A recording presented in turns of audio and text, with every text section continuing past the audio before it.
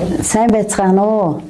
1982 онд хуулийн сургууль төгсөөд Завхан аймгийн Сум дундын шүүхэд шүүгчээр ажиллаж агаад 2004 оны 4 сарын 21-ний тоот ерөнхийлөгчийн зарилгаар Өвөрхангай аймгийн Хар хорин сумд шүүгчээр ирж байсан. Ингээд мөр зэрэгцэн ажиллаж амьдарч байсан болон одоо өнөг хүртэл уламжлалт халагмын авч явж байгаа шүүгч нар болон захиргааны ажилтан албаа хаагч нийт шүүхийнхэндээ 50 жилийн ойн баярын мэнд хүргье. Намайг ирж ажиллаж байхад даваас өрн шүүгч ганцаараа Өвөрхангай аймгийн Сум дундын шүүхээс бүрэлдэхүүн авч хурлаа хийдэг ийм байдалтай байсан. Тэгээ хоёулаа болсон. Хоёулаа болоод ажиллаж байхдаа араас цэцэн бэлэг шүүгч шинээр ирж залуу шүүгч ирж ажиллаж ялаа. Ингээд тухайн тэр үеийн ингээд шүүгч ажиллаж байсан хүмүүсээ ингээд дурсан ярихад таатай байна. Ингээд энэ үед ажиллаж байх үед Дашдондоо шүүгч ирсэн, Отгон туяа шүүгч иржсэн. Хамгийн сүүлд Саран туяа Отгон шүүгч намайг ирэхэд надтай цуг мөр зэрэгцэн ажиллаж байсан. Ийм шүүгчнэрээ дурсахад бас сайхан байна. Тэр үед хамт ажиллаж байсан захиргааны ажилчин албаа хаагчдаас баал игч мэн гэж нэг сайхан бүсгүй байлаа. Дугуй цагаан бүсгүй намайг анх хүлээж авч байсан. Хэдвэрт гартлаа битээ сайн найз игч миний хамаг амьдралын уруханыг зааж өгсөн сайн хүн байсан. Тэр их чигээ би айгүй сан дурсдаг. Ингээд сайхан захиргааны хамт олон ч гэсэн сайхан усуд байсан. Хідэн сайхан чихэр шиг жижигрүүд байлаа. Оюнбаатар, Жаминсүрэн, Ган хоёг, Даваажуу гэдэг сайхан ажилчтай цуг ажиллаж исэн. Ингээ ажиллаж хийж амьдарч явахад манай даваас өрн шүүгч залуу хүн гэхэд бол ёстой нэг сайхан сэтгэлийн тэнхээтэй ёстой шүүгч хүний ур ухаан гэж юу гэдгийг тэр болгоныг өвлөж авсан сайхан шүүгч байсан. Завхан аймгийн Дөрвөлжин сумд томилгоогоор ажилд явжсэн чинь ажлаас огсоогоор таны зарлиг гарцсан шүү. Одоо ажиллаа хийхгүй шүү. Хурдан яаралтай ир гэдгсэн. Тэгтэл намайг Хар хорны шүүхэд томилцсон байсан. Тэгэл томилгоогоор Хар хорин дээрэл 100 хэдэ хаяг барж төв ахлахын нисэл Хар хорин дээрээд миний амьдрал ахуй бол бас сайхан л байж байгаа л өдий зэрэгтэй явж сайхан байлаа. Хар хоринд би хүүхэд охинтой боллоо. Их сайхан амьдрал сайхан үе явж исэн. Залуу насны хамгийн сайхан үе. Эхлээд нутгаасаа гарахдаа би өөрийгөө бас жоохон нас ахиж гарлаа 40 гарчлаа. Нутгаасаа гардаг дими ч юм уу гэсэн дотроо бодож явсан боловч бүр сайхан газар ирээд сайхан амьдрсан их сайхан байсан. Миний нөхөр сумын захиргаанд хотогчлолтой албаны даргыг хийж ялаа. Жолооны курсын багш хийж ялаа. Бас ингээл амьдрал минь ид өрнөжсэн доо. Их сайхан байсан. Ингээд шүүхийн хамт олонтой бол бид нар ер нь ахаа ихчээ бол чигтэйхэн сайхан байсан. Бидний тэр үеийн шүүхийн ямар ч мундаг коллективтэй байсан. Хуулийн байгууллагатайгаа хамтран прокурор манай хоёр ч хоошоо харсан нэг жижигхэн цагаан байшинд хуучин имлэг байсан гэж ярьдаг. Тэр байшинд байдаг байсан. Тэр байгууллагт бол 44 жил ажиллаж байгаа. 10 хэдэн жилийн бол Хар хорны Сум дундын шүүгчээр ажиллаж байсан.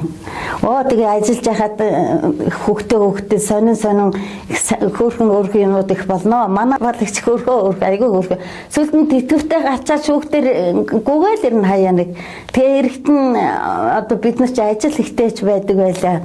Ачаал бас нэлээд байдаг. Манайх чинь ачаал ихтэй байдгаас харин одоо гайг болцсон билээ. Намайг ирэх чи 2 нарийн бичиг байсан. Эрдэнэ соёл гээд одоо дээд шүүхийн шүүгч хийж байгаа.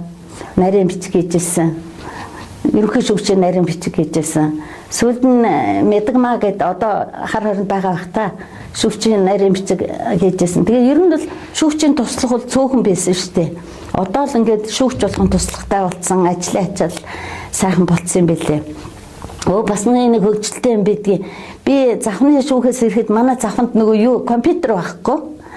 Тэгэл ингээд ирсэн чинь бүх өөрийнхөө нөгөө юмыг компьютераар шивж гаргадаг гэсэн баггүй юу шүүгч нар. Тэгсэн чинь би чаддгүй нөгөөтгөө. Тэгэхээр ичээд хүний газар хийж байгаа хүн чинь бас нэрээ боддог юм байна.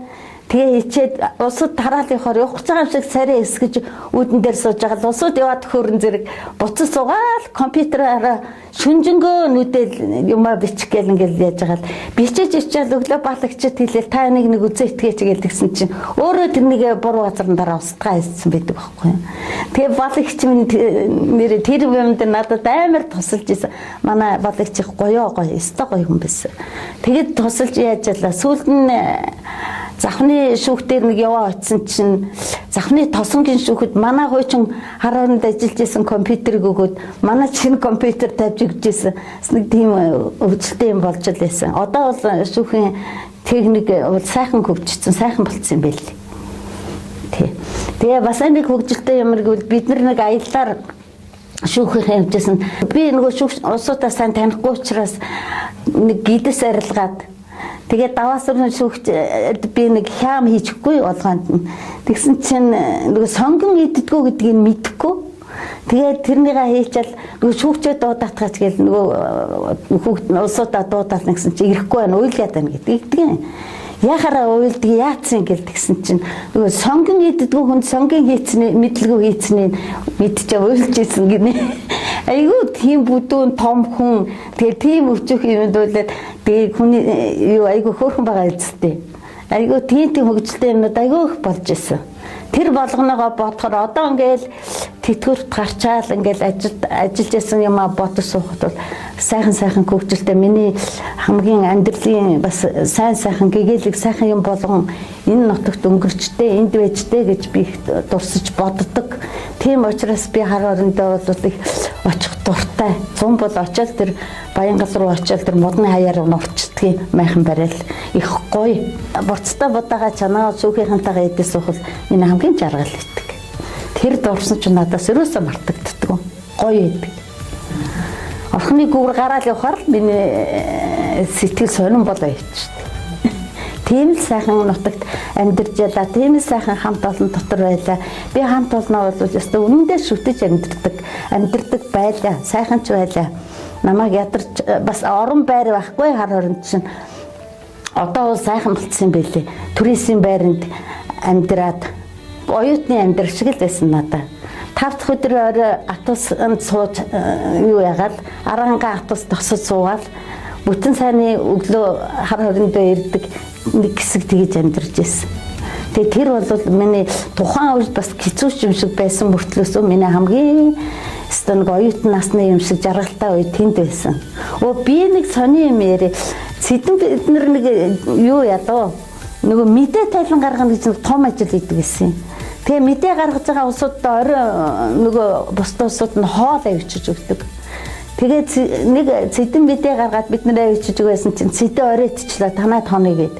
Тэгээ бид хоёр манайд очиж хонсон чинь манайх юу байхгүй нүүрс төлдөг. Нөгөө жижигрүүдээ гал түлээтгэрэ гэсэн чинь нүүрс төлөө тэр нь шатаад дууссан бахар нь хоёулаа хийсэн чинь цэдэн над руу хар шоолж өгрөөдсэн чинь би цэдэн л ингээ харсан чинь нүүр нь хаа халтар хачин болцсон. Тэгээ намаа шоолоод гэсэн чи юу өөрөх нь нүүр халтар болцсон байхад чи намаа шоолоод тэгээд манайд хонжсэн тийм гой түүхүүд байдгийн. Тэр би шүүхийн хамт олонтой их хайртай. Залуу занд насны минь өнгөрөөс.